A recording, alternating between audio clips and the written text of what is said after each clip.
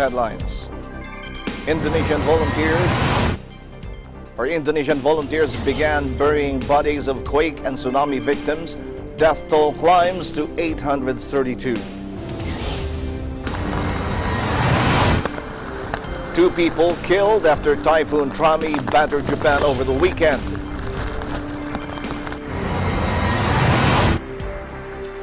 German Chancellor Angela Merkel warned U.S. President Donald Trump against destroying the United Nations. Canada, United States, and Mexico agreed on a new free trade pact to replace the 25-year North American Free Trade Agreement, or NAFTA.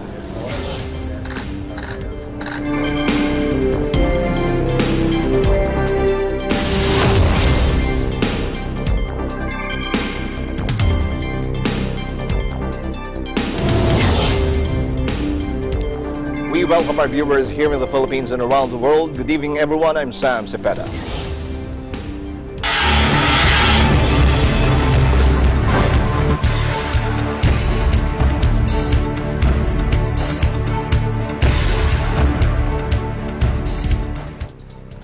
Indonesian volunteers began burying bodies in a mass grave with space for more than 1,000 people on Monday, victims of a quake and tsunami that devastated swaths of Sulawesi and left authorities struggling to deal with the sheer scale of the disaster. Indonesia is no stranger to natural calamities, and Jakarta had been keen to show it could deal with a catastrophe that has killed at least 832 people so far, according to the official toll. But 4 days on some remote areas have yet to be contacted. Medicines are running out and rescuers are struggling with a shortage of heavy equipment as they try to reach desperate victims calling out from the ruins of collapsed buildings.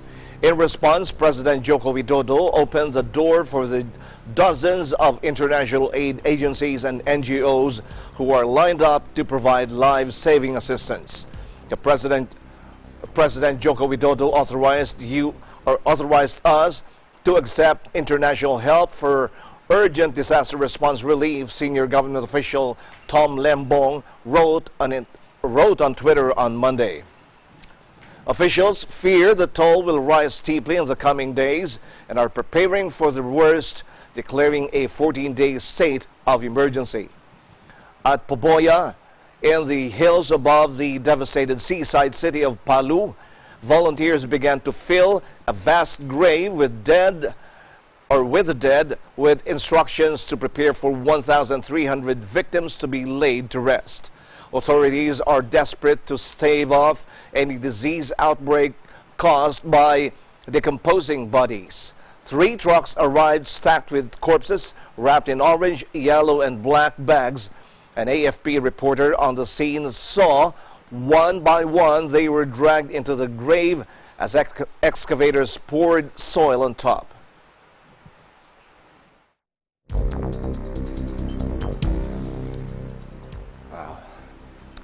Some 1,200 Indonesian convicts are on the run from 3 different detention facilities in devastated Sulawesi after the region was rocked by a powerful earthquake and tsunami, a Justice Ministry official said Monday. One prison in a tsunami-struck Palu city, built to hold just 120 people, saw most of its 581 inmates storm past guards and escape to freedom through walls collapsed by the massive 7.5 magnitude earthquake. Things were initially fine, but not long after the quake, water erupted from under the prison yard, causing prisoners to panic and then run onto the road, said Ministry of Justice official Sri Pugu Utami, adding that the water was not from the tsunami. Inmates had fled from another overcapacity facility in Palu by breaking down its main door, and another in Donggala, an area also hit by the disaster. The Donggala jail was set on fire and all 343 inmates were now on the run, Utami said. The arson was thought to have been sparked by angry detainees demanding to see their families. They panicked after learning that Donggala was badly hit by the earthquake. Prison officials did negotiate with prisoners about allowing them to go to check on their families, but some prisoners were apparently not patient enough and committed the arson.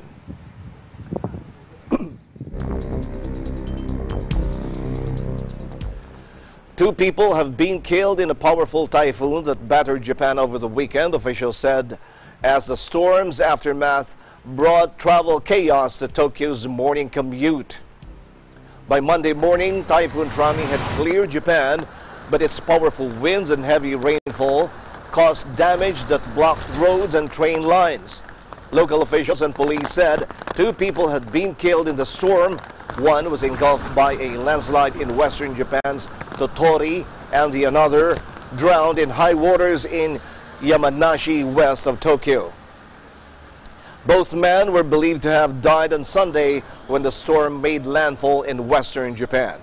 Two more people were reported missing and more than 120 people were injured in the powerful storm, public broadcaster NHK said.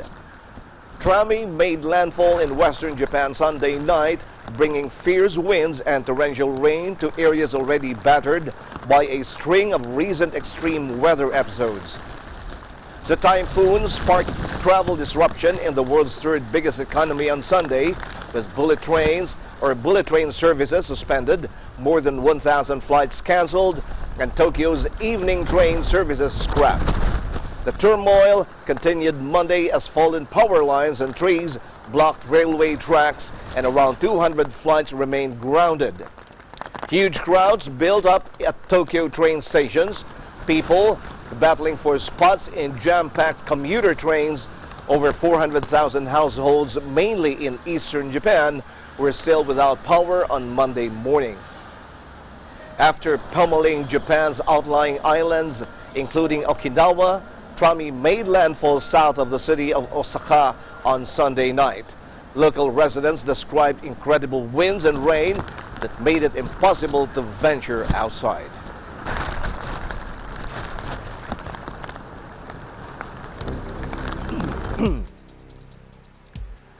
Kellyanne Conway, a senior advisor to U.S. President Donald Trump and one of the most public faces of his administration, revealed on Sunday that she has been a victim of sexual assault. Conway made the disclosure to CNN's Jake Tapper on his State of the Union news show while defending Trump's embattled Supreme Court nominee Brett Kavanaugh. She said she feels very empathetic, frankly, towards victims of sexual assault and sexual harassment and rape. Tapper, who appeared to have been caught off guard, offered his sympathies. Tapper then noted that Conway continues to work for President Trump, though numerous sexual misconduct allegations have been lodged against him. But Conway, who had earlier in the interview argued that sexual assault was being used as a pretext to pursue political agendas, returned to the same theme. Trump on Friday ordered a new FBI investigation into sexual assault allegations against his Supreme Court pick as the Senate delayed a vote on Brett Kavanaugh's nomination to make way for the probe. The decision came a day after a dramatic hearing watched by more than 20 million people, at which university professor Christine Blasey Ford accused the judge of pinning her down and assaulting her in the 1980s. At least 3 women have now accused the 53-year-old conservative judge of sexual misconduct while drunk, both as a high school student and later at Yale University. I'm not worried about it. It's called the Kellyanne role. We won it because we believe in the people. We believe in that message. Always so.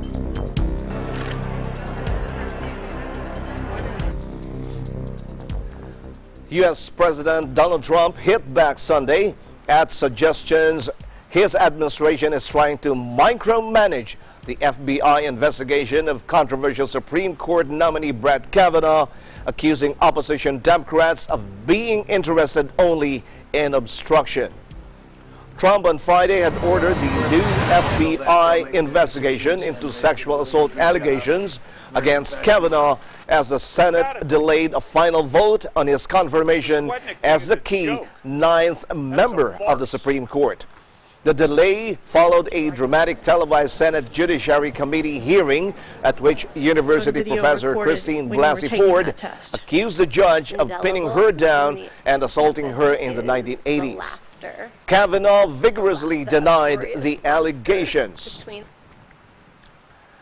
And President Trump tweeted that he is starting to hear the Democrats who are only thinking obstruct and delay are starting to put out the word that the time and scope of FBI looking into Judge Kavanaugh and witnesses is not enough.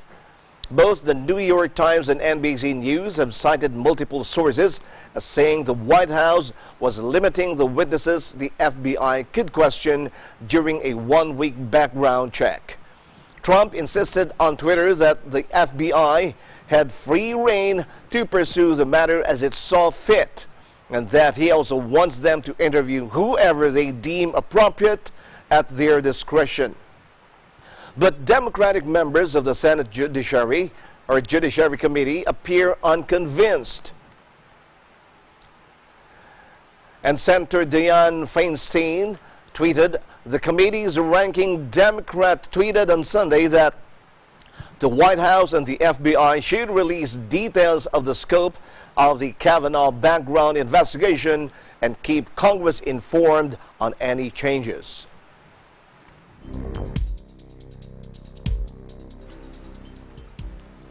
On other news, German Chancellor Angela Merkel on Sunday warned U.S. President Donald Trump against destroying the United Nations. Merkel said at a regional election campaign event in Bavaria that she believes that destroying something without having developed something new is extremely dangerous. The veteran leader, a close ally of Trump's bugbear Barack Obama while he was president, added that she believed multilateralism was the solution to many of the world's problems.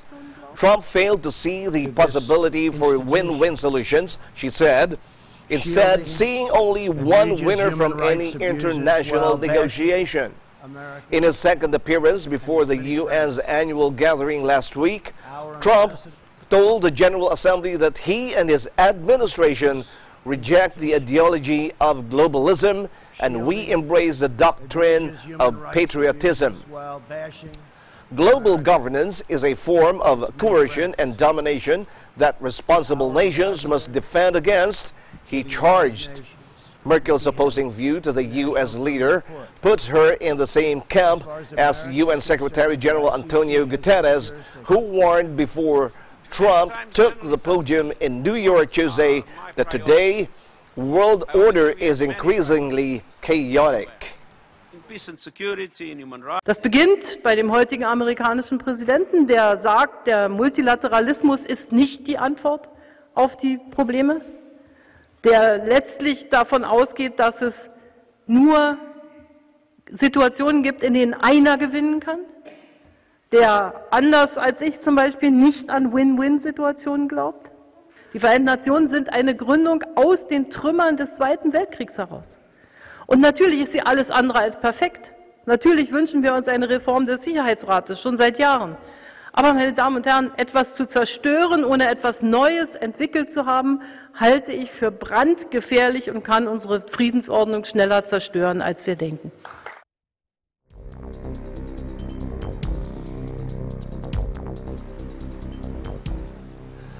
Iraq's foreign ministry voiced regret on Saturday over a U.S. decision to shut its consulate in the southern city of Basra, which has been rocked by weeks of deadly protests, while Iran accused Washington of making false accusations to pressure Baghdad. A statement said that the ministry regrets the American decision to pull its staff out of Basra. Secretary of State Mike Pompeo ordered all but emergency staff to leave Basra, with consular duties to be taken over by the embassy in Baghdad.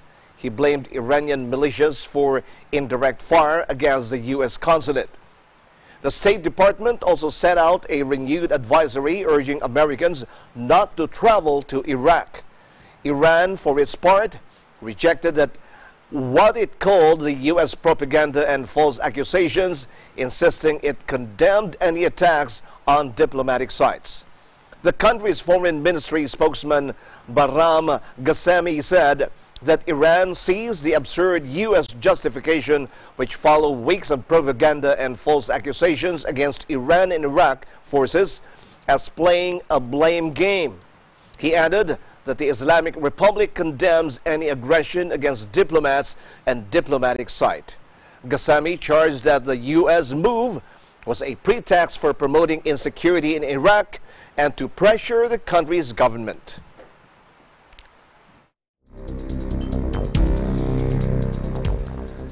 Iran's Revolutionary Guard said Monday they launched a missile strike against a terrorist headquarters in Syria in retaliation for an attack that killed 24 people in the Iranian city of Ahvaz. Iranian President Hassan Rouhani had vowed a crushing response to last month's assault claimed by the Islamic State jihadist group on a military parade commemorating the 1980-1988 Iran-Iraq War. The headquarters of those responsible for the terrorist crime in Ahvaz was attacked a few minutes ago east of the Euphrates by several ballistic missiles fired by the aerospace branch of the Revolutionary Guards, the Guard said on their website. Based on preliminary reports, many Takfiri terrorists and the leaders responsible for the terrorist crime in Ahvaz have been killed or wounded in the missile attack. They added the term Takfiri refers to Sunni Muslim extremists. The Guards released pictures of what appeared to be missiles lighting up the night sky, leaving trails of smoke as they soared above a desert region with a rugged mountain in the background. Iran's Fars news agency said the Guards fired a number of medium-range Solfagar and Qiyam missiles with a range of 750 kilometers and 800 kilometers and 500 miles respectively. The agency said the missiles hit the Syrian desert border town of Al-Bukamal on the west of the Euphrates River in the eastern province of Deir ez-Zor. On at least one of the missiles was written "Death to America, Death to Israel, and Death to Al Saud." It said, a reference to the ruling family in Saudi Arabia, Iran's regional rival.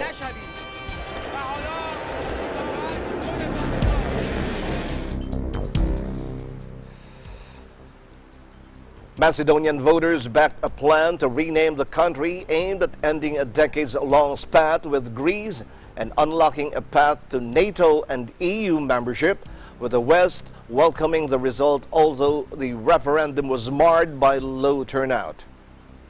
With ballots from 93% of polling stations counted 91.3% of votes cast Sunday, favored the name changing to North Macedonia compared to 5.7% opposed, according to the Electoral Commission's official count.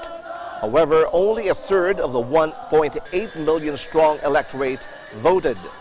The ballot was closely watched by Greece, which said it remains committed to its June agreement with Skopje, under which Athens would drop its objections to Macedonia joining the EU and NATO in return for a change of name. Macedonian Prime Minister Zoran Zaev on Sunday urged Parliament to confirm the will of the majority after more than 90% of referendum voters agreed to change the country's name. Marred by low turnout, Sunday's non-binding referendum on renaming Macedonia needs to be ratified in Parliament by a two-thirds majority. Zaev and his coalition partners from the ethnic Albanian minority will need at least a dozen MPs or MPs from the opposition to back the move to change the country's name to North Macedonia. На референдумот денеска гласа повеќе од 650.000 граѓани. Од граѓаните кои гласа, повеќе од 90% избра за и порачаа дека Република Македонија треба да конституција да стане членка на НАТО. Да не се играме играчки со нашата иднина и со нашата Македонија. Упатувам и моја лична покана до секој член на македонскиот парламент да ги ставиме националните интереси настрана, интересите на граѓаните и стратешките интереси на државата над политиката и над партиските интереси. Националните интереси се пред се и над се. Ова прашање е поголемо од секој од нас и од нашите политички партии. Ова е време.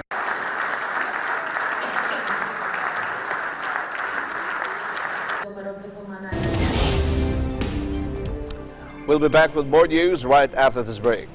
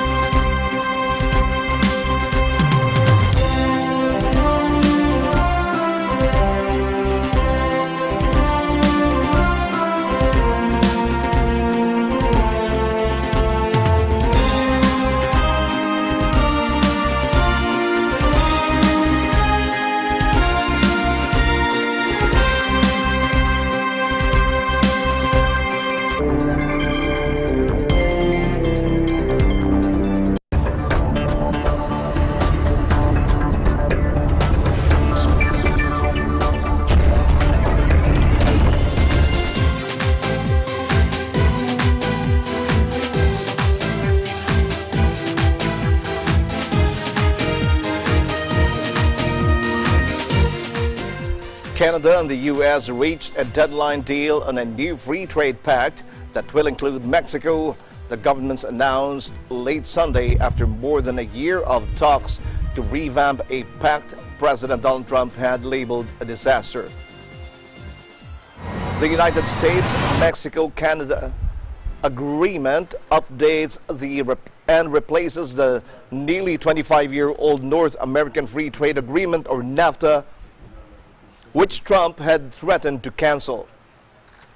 The rewrite will result in freer markets, fairer trade, and robust economic growth in our region, said a joint statement from U.S. Trade Representative Robert Lighthizer and Canada's Foreign Affairs Minister Chrystia Freeland.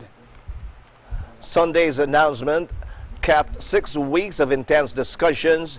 In the end, the governments overcame their differences, with both sides conceding some ground and hailing the agreement for a region of 500 million residents that conduct $1 trillion trade in a trade a year.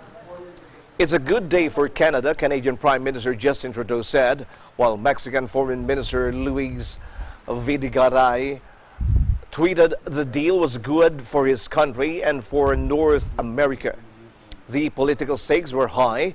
Trump, who pursues an America First policy on trade, needs to look strong heading into the November midterm elections, where his Republican Party is fighting to keep control of Congress, while Trudeau does not want to be seen as caving before next year's general election north of the border. Canada had risked being frozen out of a U.S.-Mexican deal reached in August. The Canadian dollar jumped Monday to a 5-month high in Asian trade after reports of the deal. At around 11 a.m. in Tokyo, the loonie was up 0.7% from its Friday close at 1.2814 to $1 US. Ottawa will now open its dairy market further to U.S. producers, and in return, Washington left unchanged the dispute settlement provisions. The agreement will allow them to sign the agreement before Mexico's President Enrique Peña Nieto leaves office December 1, the date that was the cause of the last-minute flurry of activity. Under U.S. law, the White House is required to submit the text to Congress 60 days before signing, and officials barely made it by the midnight deadline. Under Canada's supply-managed dairy system, Ottawa effectively sets production quotas and the price of milk, which raises prices to consumers but provides farmers with a stable income. Tariffs on up to 275% have kept most foreign milk out of the Canadian market. Canada had opposed U.S. demands to weaken or eliminate NAFTA's dispute resolution mechanism, whose arbitration panels Ottawa used to resolve trade conflicts and to defend against U.S. anti-dumping and countervailing duties, notably against its important lumber industry. Canadá y Estados Unidos. Entendemos que la dinámica comercial ha cambiado y queremos además que este acuerdo sea benéfico para México y para la vida nacional presente y futura. También lo contempla. Este tratado, que ahora se ha firmado por los tres países en su primer momento, tiene que ser bueno para México. Cuidaremos que no contravenga la soberanía del pueblo y seremos garantes de los principios federalistas que sostienen nuestra república. Todavía en el nombre, creo que lo importante es que va a tener a los tres países. Gracias, señor. The Canadian dollar jumped Monday to a 5-month high in Asian trade after reports Ottawa has reached a deal with U.S. negotiators on reform in the North American Free Trade Agreement, or NAFTA. At around 11 a.m. in Tokyo, the loonie was up 0.7% from its Friday close at 1.2814 to $1 US, following reports from Canadian media on a trade deal. The rise pushed the Canadian currency to its strongest level since May. Canada's CTV cited a high-level American source as saying that two sides had reached an agreement and that a joint statement was expected. Another Canadian channel, CBC, said a senior source confirmed that a deal had been reached on significant sections of a new NAFTA. Word of an agreement followed an emergency cabinet meeting called by Canadian Prime Minister Justin Trudeau ahead of a deadline for getting a revised agreement to the United States Congress. U.S. President Donald Trump triggered a review of the 1994 Trade Pact, and talks between the U.S., Canada, and Mexico began last August after Trump called it one of the worst trade deals in history.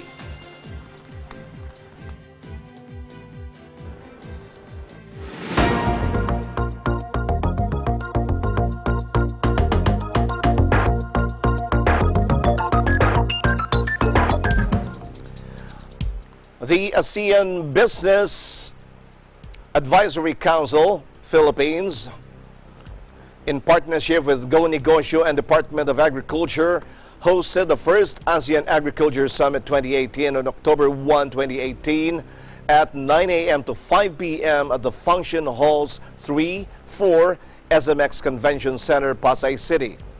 On its second run, the ASEAN Agriculture Summit 2018 is the next step in bringing together various stakeholders of the diverse agriculture ecosystem at a summit that presents ongoing developments in agriculture enterprises with inclusive business and 3 M's initiatives: mentorship, money, and market, as a way to share real-life learnings and quick wins that stakeholders may glean insights for policy adjustments and system transformation. In their effort to make the sector a sustainable growth driver and game changer in ASEAN, the ASEAN Business Advisory Council Philippines is launching the very first Agro Awards, conceived as Portman 2 of the words agri or agro, meaning field, and grow, aim to recognize and award the sterling achievements of inspiring agri-businesses and game-changing stakeholders, enabling innovation in agriculture advancement in the region. Also increase how vulnerable an individual or household is. Access depends on whether the household has enough income to purchase food. One of the issues that is facing our country now is the high inflation rate, primarily brought about high cost of food. So this, in a way, is very important if you talk about food security or the access. The third is utilization. Once the food is obtained, a variety of factors affect the quality, the quantity of the food. Food safety affects food utilization and can be affected by the preparations, processing, and cooking. In the far-flung area of the Philippines, some areas do not have electricity. Ergo, they do not have refrigerator. So food would spoil quite easily. So this is something that is also part of the framework on food security. The last is stability.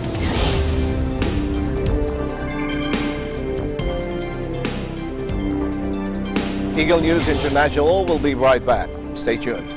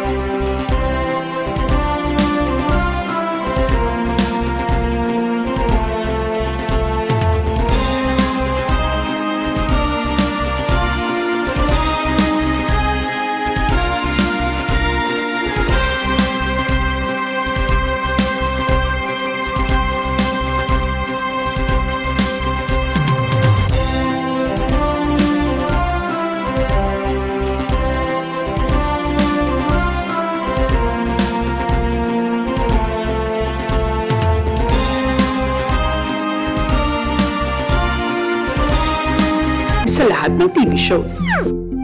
Para ugaliin ng pamilya ang responsableng panonood. Teamwork tayo, parents! Rated G, good for all! Oops, rated PG! Dapat may mga magulang para sagutin ang mga tanong ng kabataan. Grabe, rated SPG, maselan! Higpitan ang paggabay. Pag rated MTRCB, rated responsable.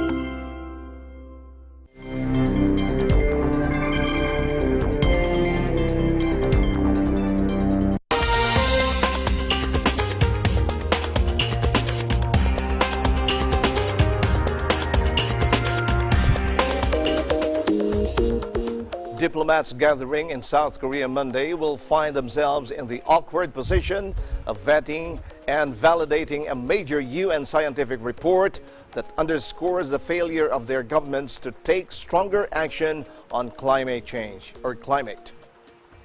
The UN Special Report on Global Warming of 1.5 degrees Celsius, or that's 2.7 degrees Fahrenheit, above pre-industrial levels, began as a request from the 195 nations that inked the Paris Agreement in 2015.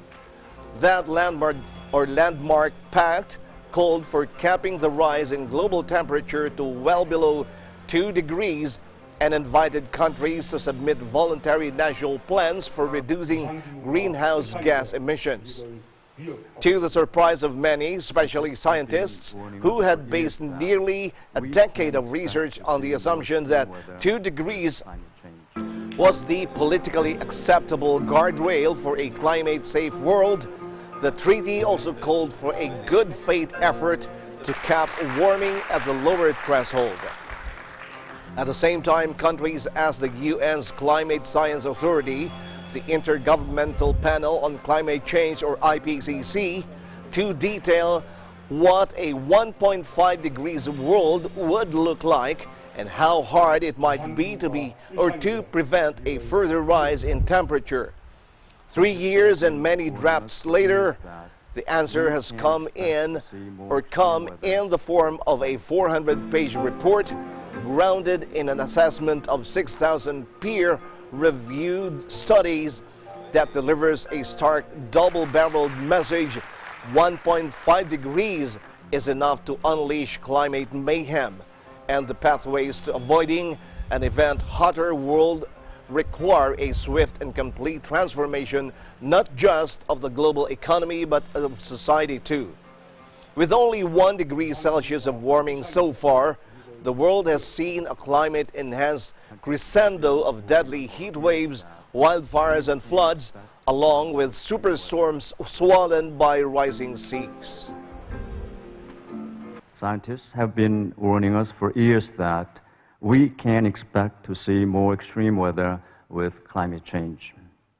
The heat waves, wildfires, and heavy rainfall events of recent months all over the world underscore these warnings. We will work together in a constructive, collaborative spirit to produce a strong, robust, and clear summary for policymakers that responds to the invitation of governments 3 years ago, while upholding scientific integrity of the IPCC. We will work together in a constructive, collaborative spirit to produce.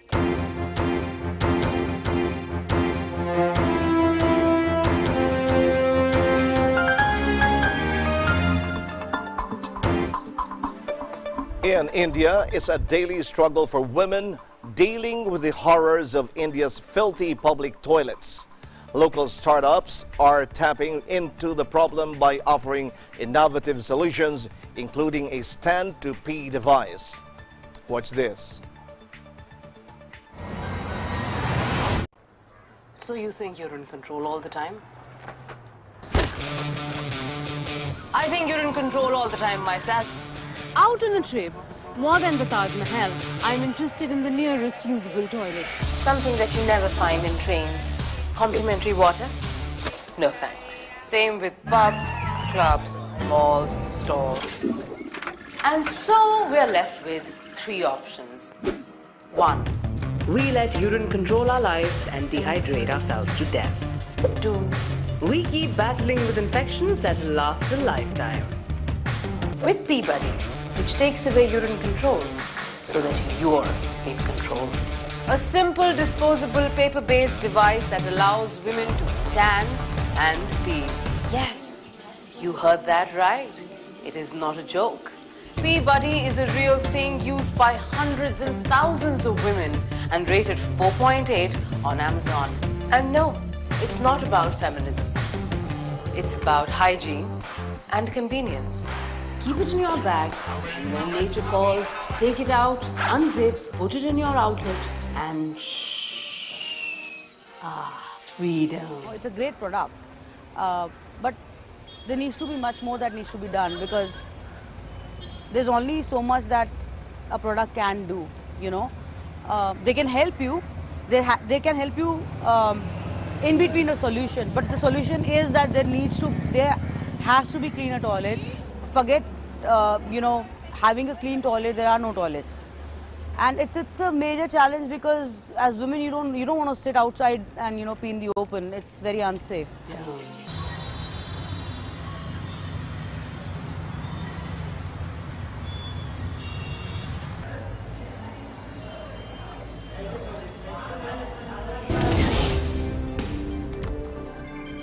More news will be coming your way when Eagle News International returns.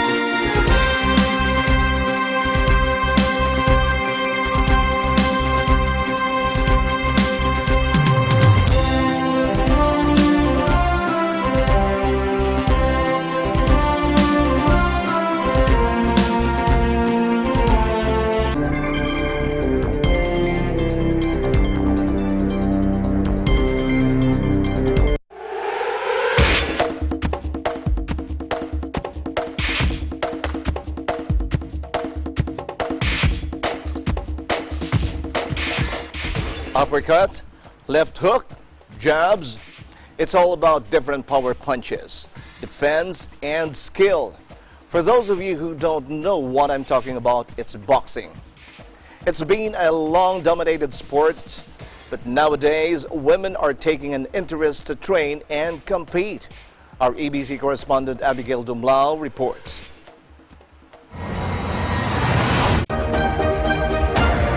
When we think of boxing, we think of male athletes like Manny Pacquiao, Mike Tyson, and Muhammad Ali. However, in modern times, more women are starting to put on their boxing gloves to improve their health. Here at Rock Boxing and Fitness Center, we speak to several women on what it means for them to jump into the ring.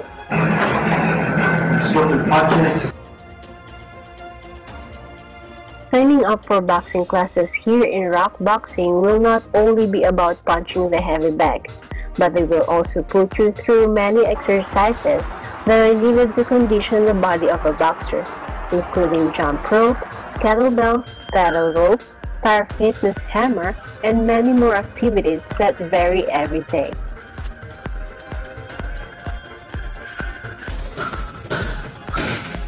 I probably started doing boxing like 2-3 years ago. I do Taekwondo originally. I compete for Taekwondo nationally, internationally. I started boxing just to get in better shape and to like help me with my endurance for Taekwondo. And I just really enjoy like the feeling of like being in a ring and like punching, like kicking people.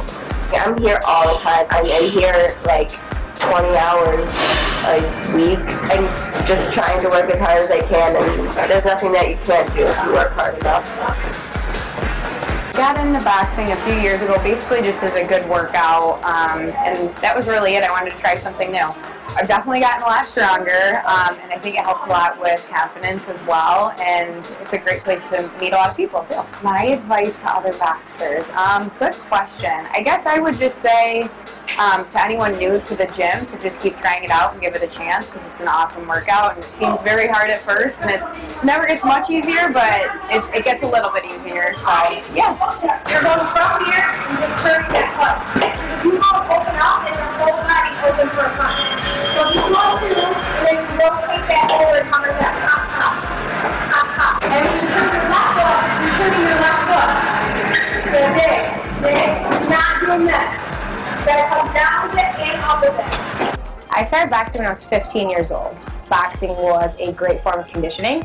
In between my basketball and lacrosse in high school, it fit well into what I was doing, like stamina-wise and breathing and moving around. So I think just seeing it on TV and seeing how much hard work goes into it really got me into it. So I've had 4 amateur fights. I lost my last fight, so the first 3 fights were wins. My first actual fight was actually a knockout. I knocked her out in 45 seconds, which is crazy. As a female, it was very hard to get fights because you would have to show up hoping there would be another girl there. And most of the time, they would not be the same weight class. So I would weigh in with like a book bag on my shoulder and like jeans on just to weigh up to these girls because they were a lot heavier than me. Never give up, I think, is for any sport. It doesn't need to be boxing because I had to never give up into what I wanted to do. Being a female athlete and a boxer was very hard. People shut you down and told you couldn't do it. So no matter what anyone says to you, how you feel, just know that at the end, it's all worth it. Although boxing continues to be a male-dominated sport, these women continue to prove that hard work and never giving up can lead to success in anything you do. From Rochester, New York, I'm Abigail Gumlao, and I'm 1 for 25.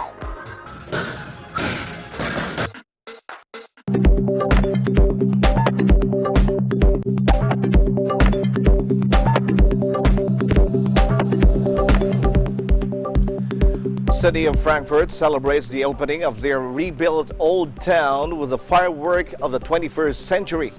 A light and sound show that uses illuminated drones flying in formation.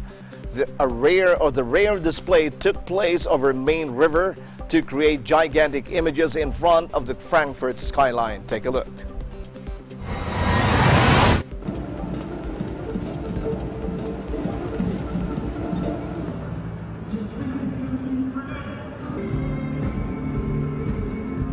Die Show ist quasi ein Zusammenspiel aus Quadrocoptern, Licht, einer eigenen Musikkomposition und Sprache. Das heißt, wir erzählen eine Geschichte über verschiedene Aspekte der Stadt, des neuen Herzens der Stadt, also quasi das Areal und viele andere Aspekte, die das Besondere von Frankfurt ausmachen.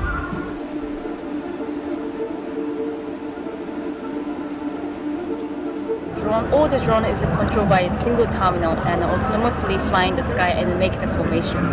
Then each drones know when they take off, where to go next, and when they go back. Des neuen Herzens der Stadt, also quasi das Areal und viele andere Aspekte, die Don't forget to like us on Facebook, follow us on Twitter and Tumblr. Also check out our boards and Pinterest and pictures on Instagram. I'm Sam Cepeda. Thanks for joining us. And I'm 1 with 25.